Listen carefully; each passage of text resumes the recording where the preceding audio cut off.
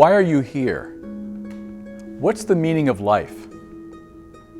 Many Christians start at the end of the story with redemption and say, I'm saved.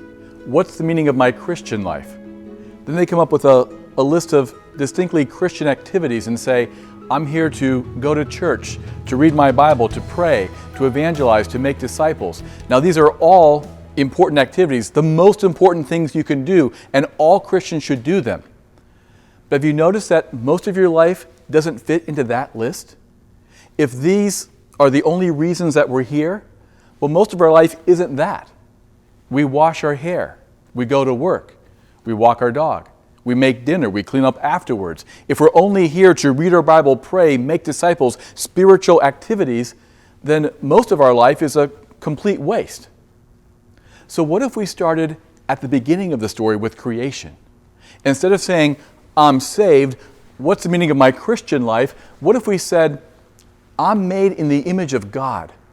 What's the meaning of my human life? Then we get a list which is as large as life itself.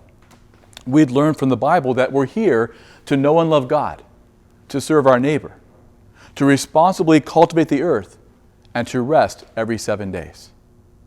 That's the meaning of life. Let's take that first one. We're here to know and love God. Jesus said that God and His kingdom are the pearl of great price. Nothing here can compare with knowing and loving God. It's worth selling all you have to get that pearl. So we sing, turn your eyes upon Jesus, look full in His wonderful face, and the things of earth will grow strangely dim. That's true. Compared to God and His kingdom, nothing here matters. And yet, we need to sing a second verse as well, don't we? Because Jesus said another parable. Not only is God and His kingdom the pearl of great price, but God and His kingdom are like yeast, which means to permeate the whole world, permeate the whole lump of dough. If you love someone, you tend to take an interest in what they love.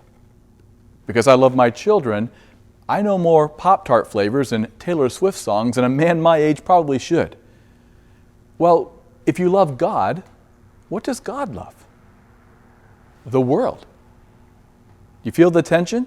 We must love God more than anything else in this world. But if you love God, you will then love this world on His behalf. So I want to add a second verse to that song. Turn your eyes upon Jesus, and the things of earth will also grow strangely significant. There are two ways to become worldly, in the bad sense of that word. The obvious way is when we love the world more than God. This is the sin of idolatry, and we must guard our hearts against it. But the other way, equally serious and even more subtle, is when we make God number one. You see, if God is just number one, then we can check Him off. So we wake up in the morning and we read our Bible and pray, check. The rest of the day is for me. I give God a tithe right off the top, check. The rest of my money is for me. I give God my Sunday, the first day of the week, check. The rest of my week is for me. You see, God is not merely a priority, something we can check off our list. He's like the hub of a wheel. He must permeate our lives. God definitely cares that we read our Bible, pray, that we come to church, but He cares just as much how we treat our spouses, our parents, our children, how we do our jobs at work. You see, God in His kingdom is not just a pearl, it's also leaven, and it must permeate every aspect of our lives. When we get this, we realize there's no timeouts in the Christian life. It all counts now. If we had realized this, we could have avoided this whole great recession we're still digging out of. What if just the Christian home buyers in America realized, I shouldn't buy a house that I can't afford? What if just the Christian mortgage brokers realized it's not right to give someone a loan they can't pay back? What if just the Christians on Wall Street said, I'm not going to take these toxic mortgages and dice them up into other securities and pawn them off to unsuspecting suckers?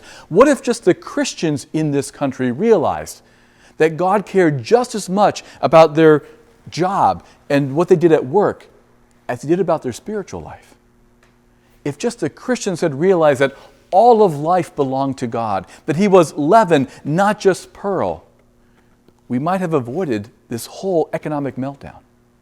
This financial crisis illumines why Jesus linked loving God with loving neighbor.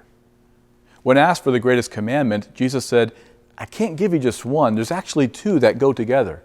The greatest is love God, but the second is love your neighbor as yourself. In 1 John 4:20, John writes, we can't claim that we love God who we don't see unless we love our brother and sister whom we do see. Jesus has ascended. He's not physically here. How do you love Jesus when He's not physically here? By loving His brothers and sisters in His name, and then loving everyone else who's made in His image. Scripture's first two sins brought two different but related questions. When Adam sinned, God came down to the garden and said, where are you? When Cain killed Abel, God confronted Abel with the question, where is your brother? It's a short step from where are you to where is your brother. Idolatry always leads to injustice. We can't love God unless we love our brother.